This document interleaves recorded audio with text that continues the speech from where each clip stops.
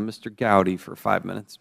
Thank you, Mr. Chairman. Mr. O'Carroll, I don't know if this is a memo or if this was a press release from FLEOA. I'm going to read part of it, and then that'll give us some context to have a conversation. Unfortunately, we have seen some in Congress act as if they were part of the media. I want to just stop right there and say of all the criticisms that members of Congress have gotten in the 6 years I've been here, that one hurts the most. Instead of introducing bills that could help our agency, they'd rather go for the 30-second soundbite that tarnishes the reputation of the agency and work ethic of its personnel. This is unfortunate, as we do have many allies in Congress and appreciate the work of the Secret Service, its personnel, and want to help, but they are overshadowed by the screaming minority who might not even be able to pass the test for our job. Now, I consider myself to be one of your allies, so I don't think you have a better friend in Congress than the former prosecutors. But I am wondering what members of Congress you were referring to that would rather pursue a 30-second soundbite than help the agency. Well, Representative Gowdy, I guess first and foremost, that isn't my quote. It was a quote of a representative from the Secret Service who is a member of my association, and it came out on our letterhead. So yes, our concern on this thing is and we've been dealing with your committee, in fact with you, with the chairman, and expressing our concerns that this is a budget issue that needs to be going from the authorizers to the appropriators, and asking the appropriators to add the money that will help with the pay cap on this thing. And I got to admit, sir, you just made your case without talking about any member of Congress who is more interested in a 30-second soundbite than they are helping the agency. You just did it, which makes me wonder why this memo didn't do it. Are there members in particular? I actually don't think I've ever been on television talking about the Secret Service, so I don't think you're talking about me. Who are you talking about? In this case, as I said, Mr. Gowdy, I didn't write that one, so I'm not too sure specifically which member was being talked about. But it came out on FLEOA letterhead. Yes, sir. Right? Yep. And I'm assuming you don't let people send things out on your letterhead that don't at least have some imprimatur of your support. Well, Mr. Gowdy, what I can do on that one is I can go back to the author of it and find out which member he was speaking about specifically. But I got to tell you, this is a can that's been kicked down the road for years and years in terms of this overtime issue. Right, I get that. There's a lot to blame. But because I am an ally, sometimes allies also need to offer some words of correction.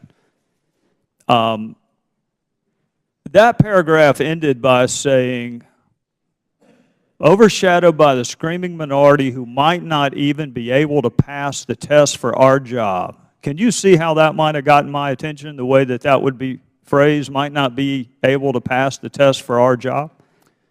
That's a curious line to put in a memo, isn't it? Yes, sir.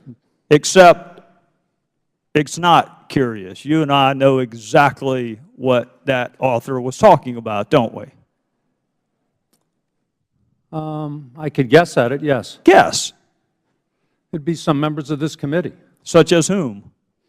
I have no idea. How about the one whose personnel file was accessed? Could it be that one?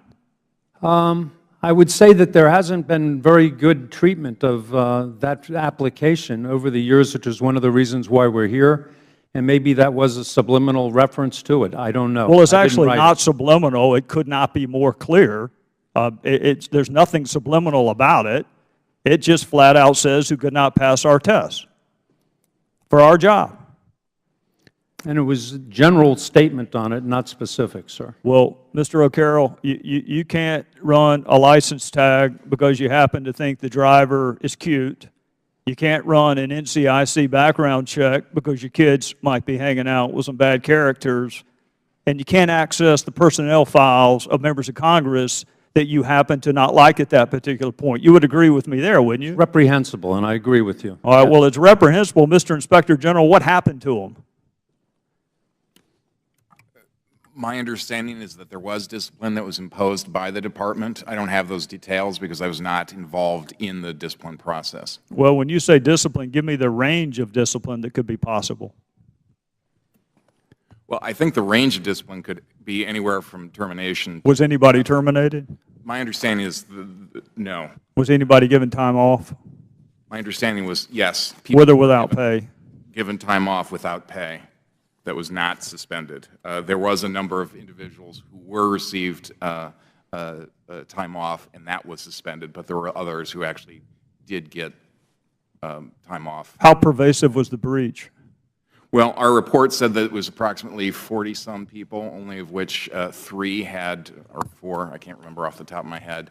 Is there any ambiguity on whether or not it's a good idea to access anyone, member of Congress or otherwise, application or personnel file to use for retributive purposes? No. Is there any ambiguity about whether or not that's a good idea? It is not.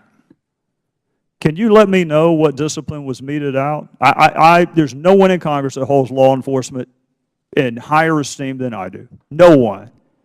But we choose to go into that line of work, and the rules apply even to us. And I think accessing programs that the public does not have access to try to embarrass your critics, to use Mr. O'Carroll's word, is reprehensible. So I'd like to know what punishment was meted out. Very well. Thank you. With that, I would yield back. Thank the gentleman. Well, I recognize